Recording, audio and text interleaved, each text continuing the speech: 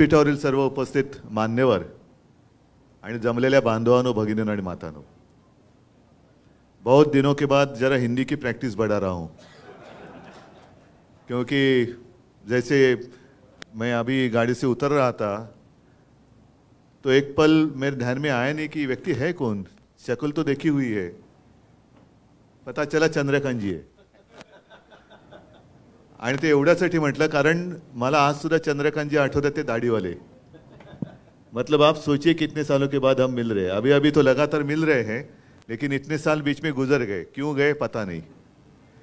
दुबे साहब भी बहुत सालों के बाद घर आए, राजेश जी पण तसे सगळे। पहले तो घर पे आना जाना था, बीच में पता नहीं क्यों क्या हुआ, आना ही बंद कर दिया। और अभी आपने जो बात कही कि आने वाली सरकार में हमें भी कुछ चाहिए, अरे आप साथ में रहेंगे तो देंगे ना, मेरे साथ रहेगा ही नहीं तो किसको दे दूं मैं। और पहले भी ऐसे नहीं, मेरे पिताजी ने उस वक्त भी कोशिश की थी, घनश्याम जी थे, अभी चंद्रकांत जी उस वक्त आप आते थे जरूर, राज्यसभा के मेंबर नहीं, चंद्रकांत जी रमेश जी आप आते थे जरूर, लेकिन शिवसेना में नहीं आते थे, घर जरूर आते थे। अभी तो खैर अपना गठबंधन ही हुआ है, महाविकास आघाड़ी। गठबंधन क्यों हुआ, कैसे हुआ। और दुबे साहब, मैं आपको धन्यवाद देना चाहता हूं, क्योंकि जब अपनी तारीख तय हुई थी तब मैंने सोचा नहीं था कि अरे आजचा मुहूर्त हा शिवजयंतीचा मुहूर्त है, एक चांगला मुहूर्त आहे, शिवजयंतीचा मुहूर्त आहे। आणि ही तर गोष्ट सत्य है कि छत्रपति शिवाजी महाराज जी का राज्याभिषेक करने के लिए काशी से गागाभट्ट आए थे, तो अपना रिश्ता तो इतना पुराना है, इतना पुराना है। पण तेव्हा माझ्या एक गोष्ट माहिती नव्हतं कि इलेक्शन कमीशन बीच में अपना रिजल्ट सुनवा देगी। ठीक है, कल उन्होंने मेरा धनुष्य बाण छीन लिया, अब खुद प्रभु रामचंद्र मेरे साथ आ गए, आप ही ने दिए हैं। तो ऐसे होता रहता है, ये संजोग की बात है या पता नहीं इसके पीछे क्या राज है, लेकिन होता है, कभी कभी ऐसी बातें होती है। और मैंने तो कल रास्ते पे उतरकर चुनौती दी है, जिन लोगों ने मेरा पार्टी का नाम और धनुष्य बाण छीन लिया है, उनको मैंने चुनौती दी है कि अगर आप मर्द हो, आप में हिम्मत हो है, तो आप मेरा चुराया हुआ धनुष्य बाण लेकर मेरे सामने आइए, मैं मेरी मशाल लेके सामने आता हूं, देखेंगे क्या होता है।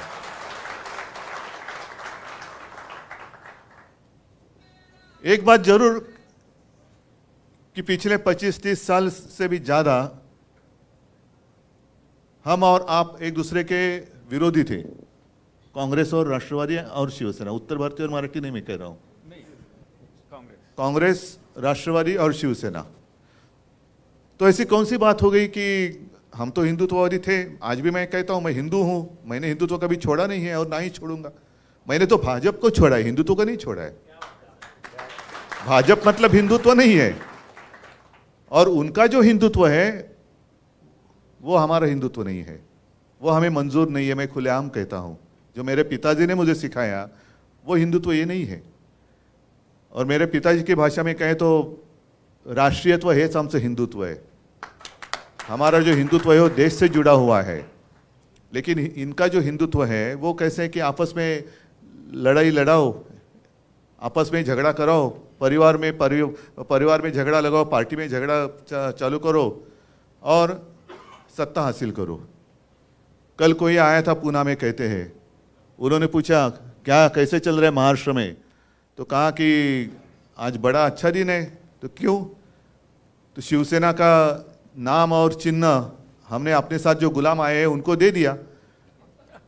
तो व्यक्ति बोले बहुत अच्छा, मोगैम्बो खुश हुआ।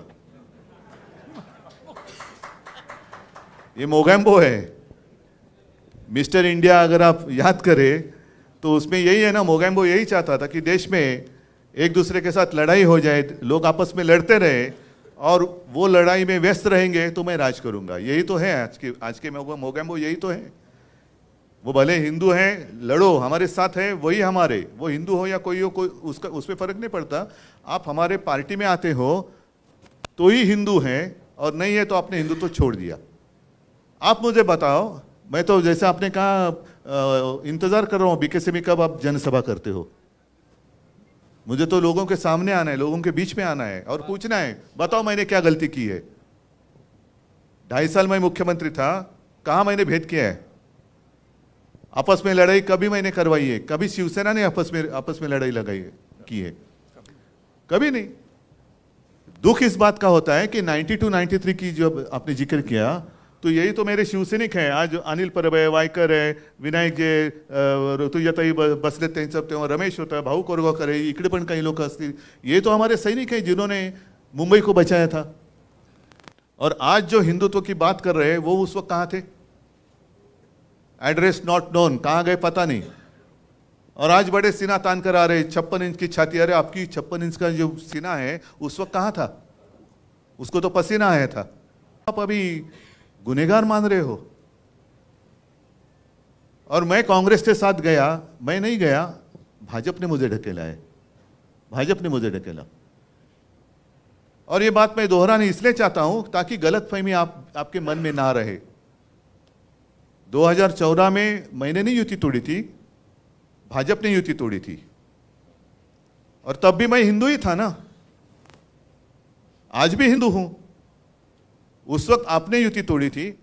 बाद में जब आपको पता चला, जरूरत पड़ी कि अरे शिवसेना तो साथ में लगेगी, क्योंकि उस वक्त लास्ट मोमेंट चंद्रकांत जी, मतलब चुनाव, वो जो नामांकन पत्र दाखिल करने की डेट रहती है उसके एक दिन पहले उन्होंने युति तोड़ी।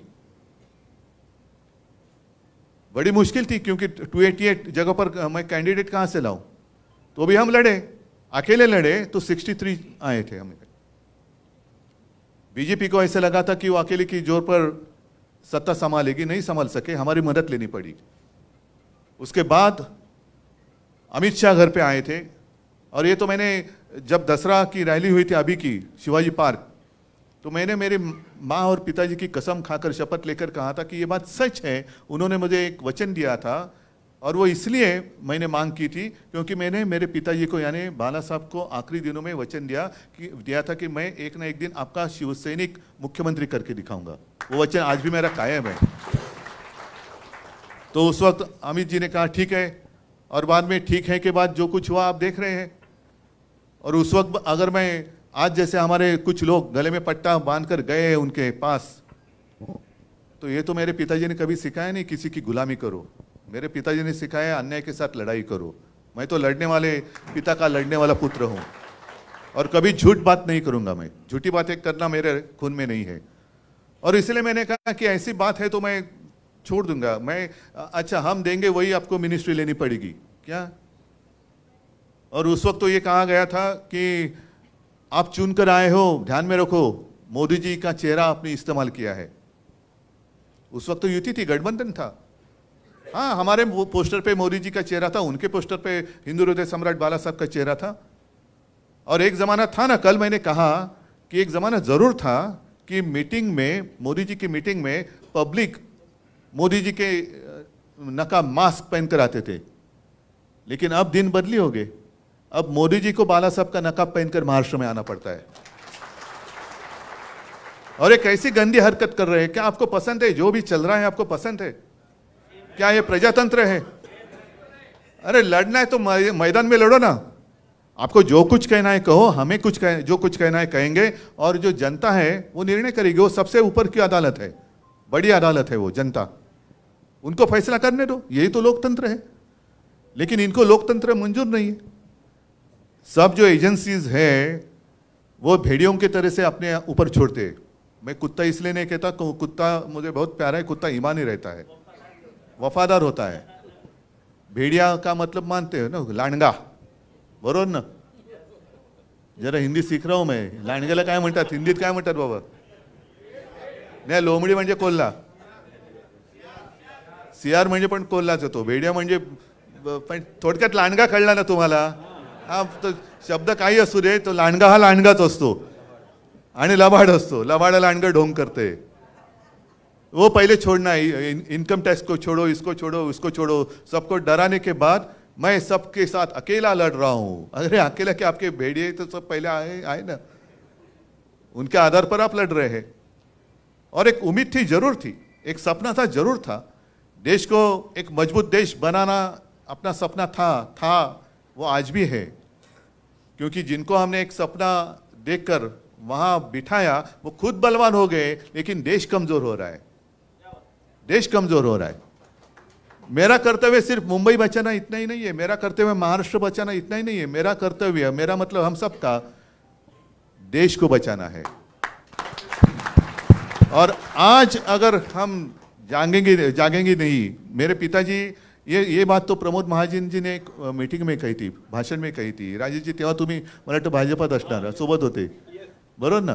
कारण प्रमोदजी घरी यायचे, खूप चर्चा व्हायची, गोपीनाथजी यायचे, तो एक काळ जमाना वेगळा होता, एक खुलापन था।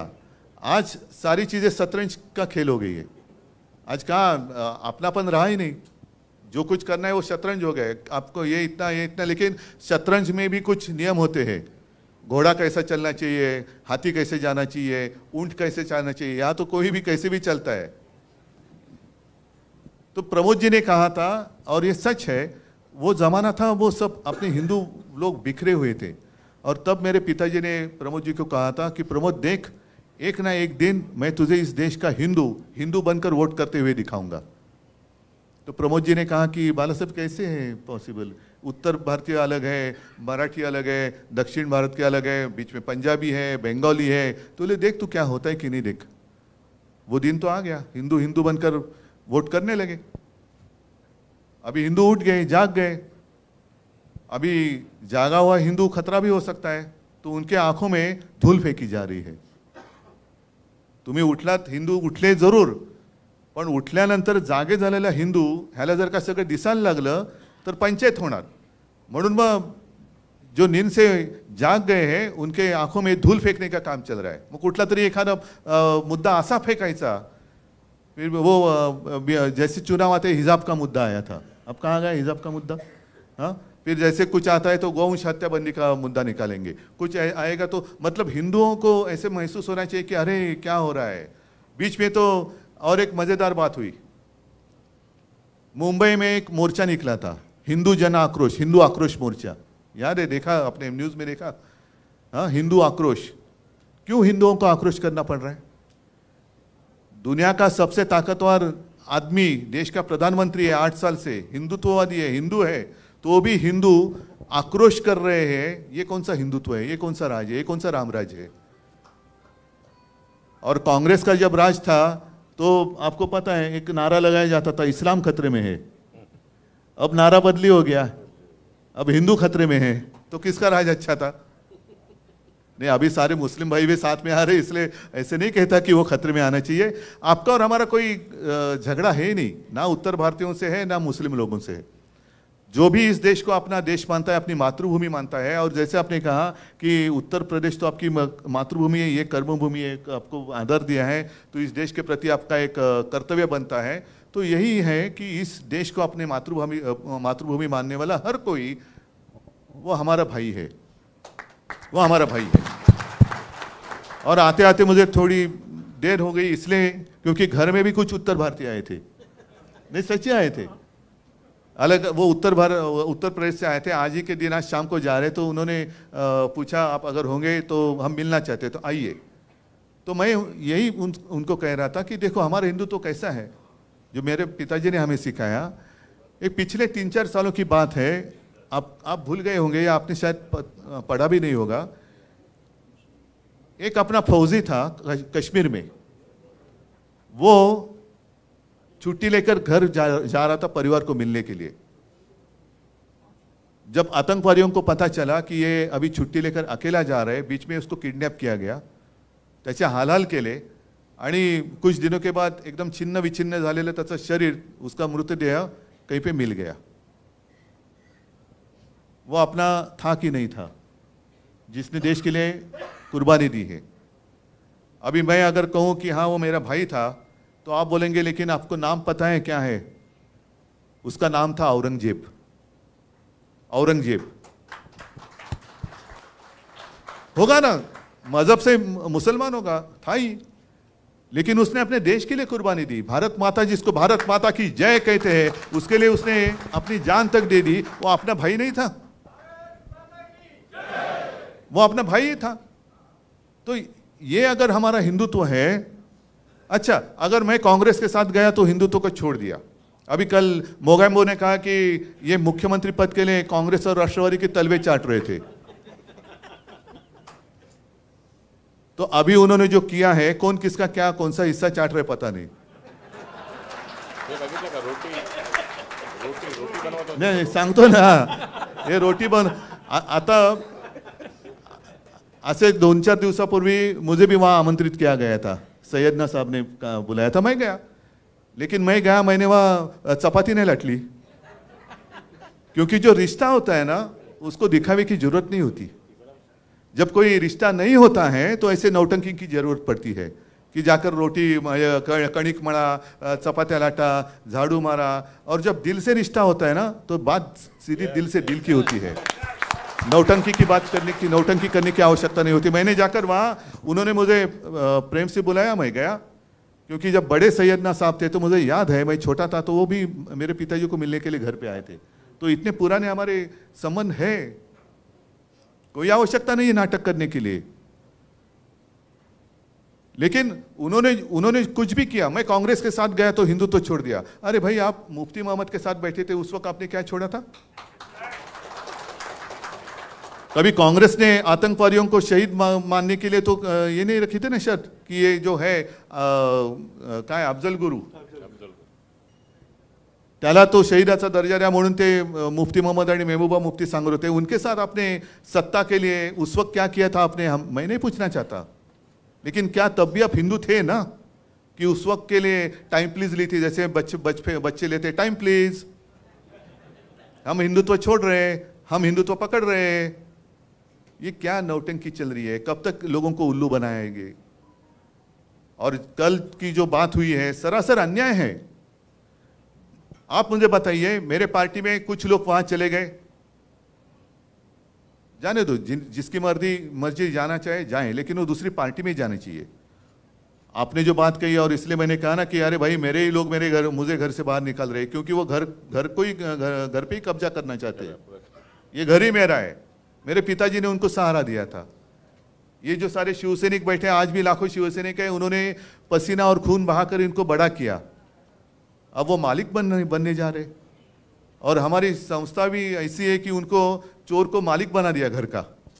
ये कौन सा देश है? घर में देश में चल रहा है क्या है? लेकिन आज के दिन पूरे देश में जितने सारे राजनीतिक पार्टियां हैं, उनकी आंखें खुलनी चाहिए। आज हम पे बीती है, कल आप पे बीत सकती है, कल आप पे बीत सकती है। जिस तरीके से उन्होंने शिवसेना के साथ शुरू किया है, करते जा रहे हैं, क्या बिगाड़ा है हमने? आपको मेरे पिताजी का चेहरा चाहिए, लेकिन पिताजी का बेटा नहीं चाहिए, जो आपके साथ था, आपको साथ आने के लिए, आगे चलने के लिए तैयार था। और सिर्फ मैंने मेरे पिताजी को, जिसको आप आपका नेता मान रहे हैं, उसी को मैंने वचन दिया था कि मैं शिवसैनिक को मुख्यमंत्री करूंगा। वो वचन निभाने वाला अगर धोखा देता है तो उसके साथ मुझे कैसे बर्ताव करना चाहिए? जिसने हमें धोखा दिया, बाला साहब की शिवसेना को धोखा दिया, उसके तलवे चाटने वाले आपको चलते हैं। मग माझं काय चुकलं होतं? मैं यही तो मांग रहा था। अगर जो बात मैंने उनके सामने रखी थी, चलो 2.5 साल तो मैं मुख्यमंत्री था, हालांकि मैं मुख्यमंत्री बनना नहीं चाहता था, मेरा सपना नहीं था, लेकिन पवार साहब थे, कांग्रेस के अन्य ज्येष्ठ नेता थे, उन्होंने कहा कि उद्धव जी आपको ही करना पड़ेगा, ये स्वीकार करना होगा, अन्यथा ये सरकार बन नहीं सकती। तो मुझे कोई अनुभव नहीं था, मैं बन गया। अगर मेरे साथ जो उन्होंने कमिटमेंट की थी 2.5 साल की, वो अगर निभाते तो अब पहले 2.5 साल या बाद में 2.5 साल, या तो उनका या तो शिवसेना का मुख्यमंत्री होकर चला गया होता, और आज ऑफिशियली उनका मुख्यमंत्री शायद होता, या पहले हो जाता था। क्या फर्क पड़ता था? दिन तो उड़ जाते हैं। लेकिन कभी कभी ऐसे लगता है कि जो भी कुछ होता है अच्छे के लिए होता है। जो कल भी चुनाव आयोग ने फैसला दिया, अच्छे के लिए हो रहा है, क्योंकि लोगों के दिल में आग लगी है, अभी आग लगी कि ये कैसा अन्याय है। नाम ठीक है, मेरे पार्टी को 2 नाम दिए गए, 2 गुट उन्होंने मान लिए। कभी आज तक ऐसे हुआ नहीं है। जब भी किसी पार्टी में विवाद हुआ, कांग्रेस में भी हुआ था इंदिरा जी के समय पर, तो गाय वासरू, पहले बैल जोड़ी था, पण गाय वासरू नका विसरू. बैल जोड़ी था, फिर गाय वासरू आ गया. पण तो गाय वासरू क्या है किंवा बैल जोड़ी क्या है जो आज तक फ्रीज किया गया है, किसी को दिया नहीं गया. भले 2 कांग्रेस को मान्यता मिली, इंडिकेट सिंडिकेट, बाद में और सारे कांग्रेस निकली, लेकिन किसी को भी वो नाम और सिंबल नहीं दिया गया. तो आज भी मेरी अपेक्षा यही थी कि शायद उसी तरीके से कुछ करेंगे. उनका एक गुट और हमारा एक, जैसे उन्होंने वो मान्यता दी ना, त्यांनी नाव घेतलं होतं बाळासाहेबांची शिवसेना. मुझे नकाफी की जरूरत नहीं है, मैं सीधे नाम लेकर लोगों के सामने जा रहा हूं, क्योंकि मेरे पिताजी ने कहा है कि उद्धव तू जैसा है वैसे लोगों के सामने जा, लोग स्वीकार करेंगे या नकार देंगे. तो मैं तो सीधा नाम लेके जा रहा हूं, शिवसेना उद्धव बाळासाहेब ठाकरे है मंजूर, आ जाओ साथ. आपने धनुष्य बाण फ्रीज किया था, मैंने मशाल ले ली. अब शायद ये भी वो कर सकते, क्योंकि इतनी नीच और गंदी राजनीति कर रहे हैं कि शायद वो हमारी मशाल भी ले सकते हैं. तो चलो, आज मशाल दी है ना, हमने तो ली है. उन्होंने चोरी का धनुष्य बाण लेकर सामने आने की मैंने जो चुनौती दी है, हो जाने दो ना, क्यों डर रहे हैं आप?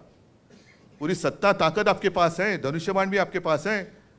लेकिन जैसे मैंने कहा कि शायद आप धनुष्य बाण को चुरा सकते हैं, लेकिन ये लोगों के दिल में बैठा हुए राम को नहीं चुरा सकते आप. उनके दिल में जो बैठा हुआ राम है, उसके आशीर्वाद जब तक मेरे साथ है, तो भले धनुष्य बाण आपने चुरा लिया तो भी मेरा कुछ बिगड़ नहीं सकते.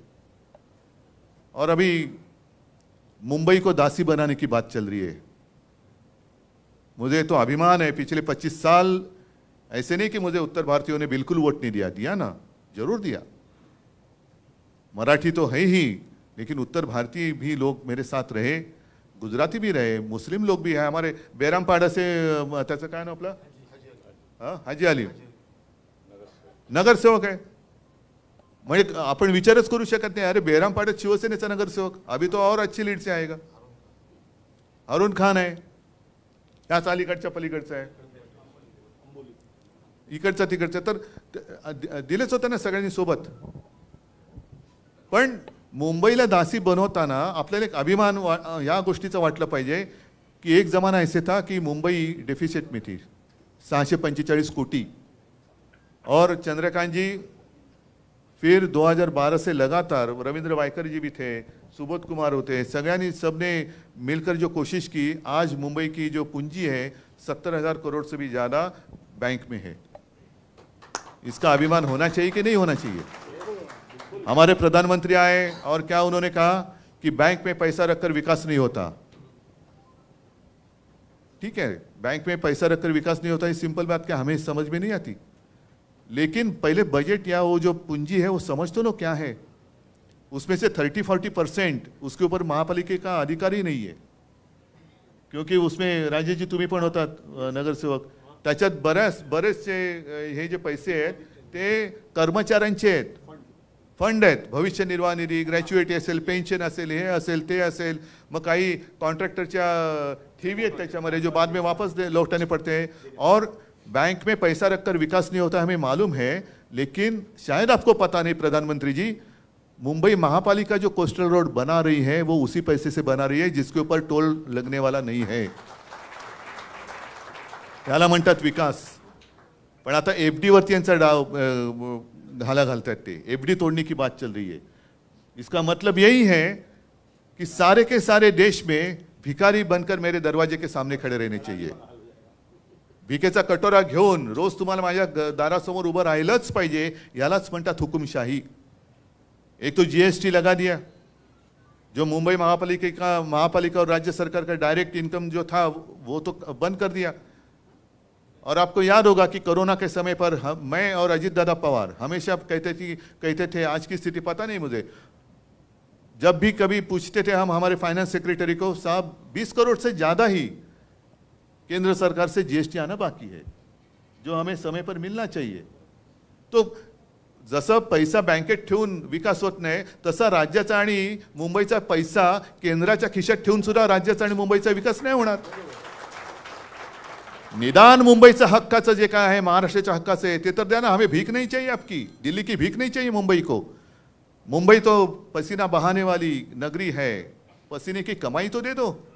आपको पसीना भी नहीं बहाना है, सारे उद्योग आप महाराष्ट्र से गुजरात लेके जा रहे हैं.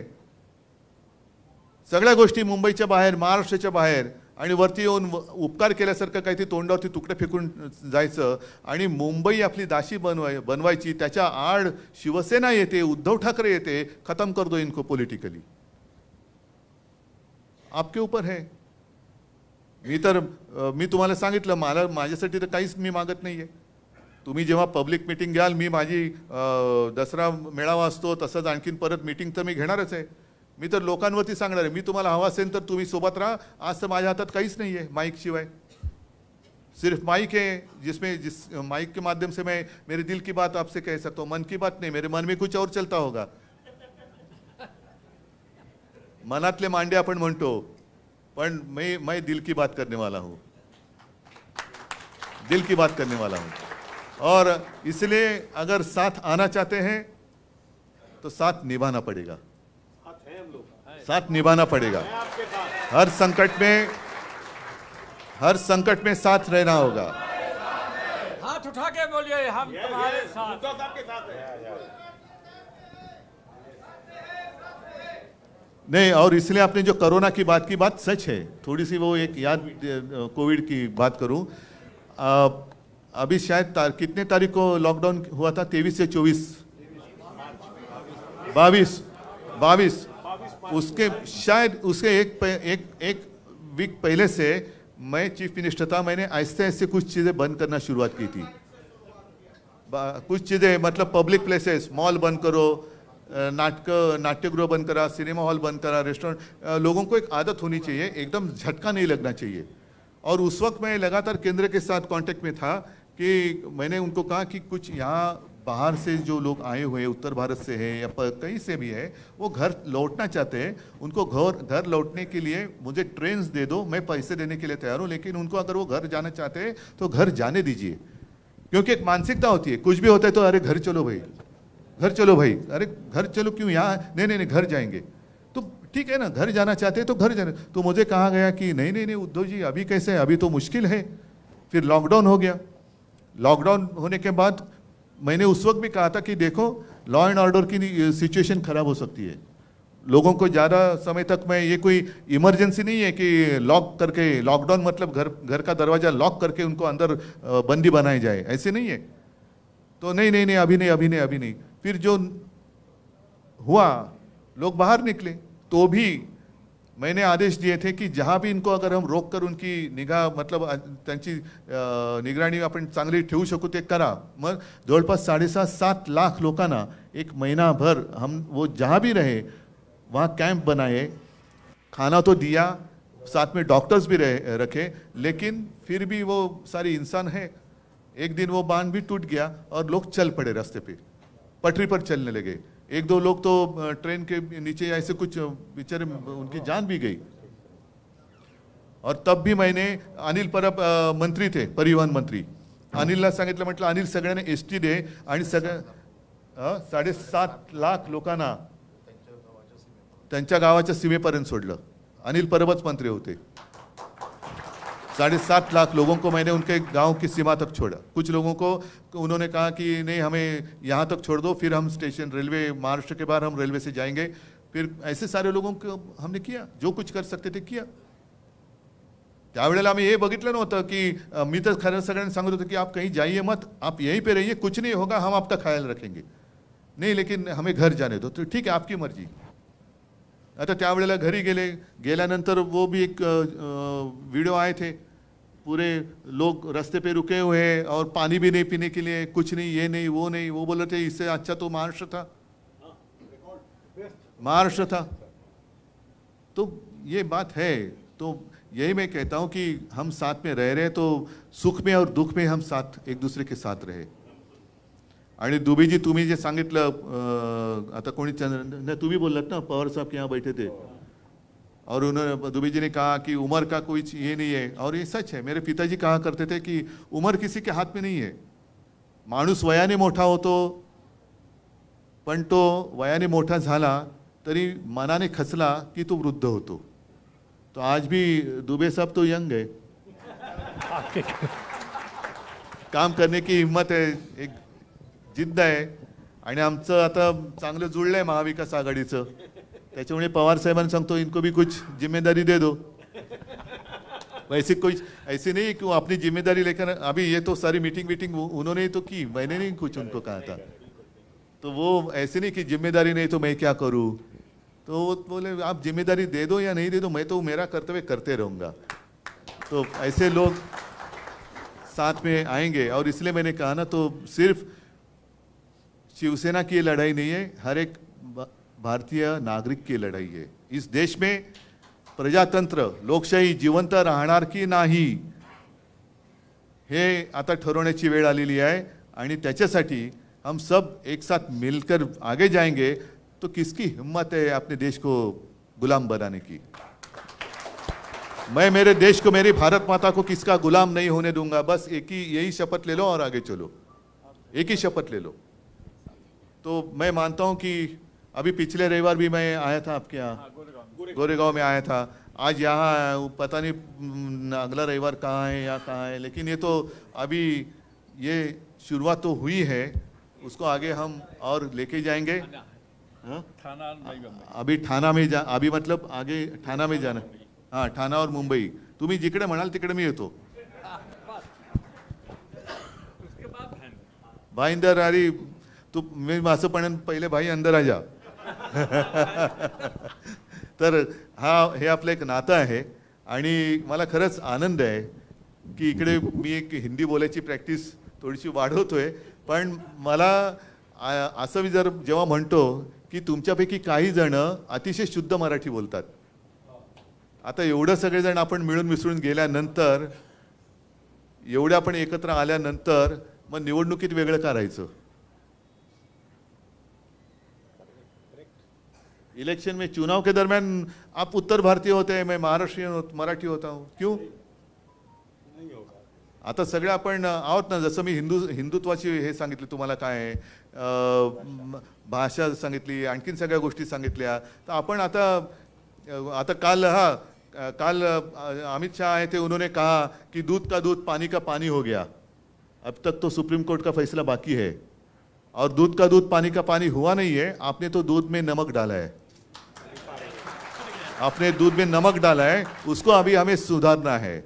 तर आता त्या दुधामध्ये साखर टाकायला तुमची साथ मला पाहिजे, आणि एकदा का आपली एकजूट झाली की मग ती अशी मजबूत असेल की ती कोणी किती तुडू म्हटली तरी तुटायची नाही। आता गलतफहमी होऊ देऊ नका, कधी काय असलं तर आपण संपर्कात आहोत। अनिल परब तुमच्या संपर्कात आहेत, वायकर आहेत, सगळेच आहेत, ऋतुयताई आहेत, राऊत बिऊत सगळेच आहेत। तर आता एक दुसऱ्याबरोबर आपण संपर्क ठेवूया, आणि कुठेही जरा असं काय वाटलं की खुटकन काही होतंय त्याचं लगेच स्पष्टीकरण देऊन टाकू, ठीक आहे? तर आता याच्या पुढे सगळे सोबत राहाल अशी आशा नाही, खात्री बाळगतो, आणि तूर्त आपली रजा घेतो। जय हिंद, जय महाराष्ट्र।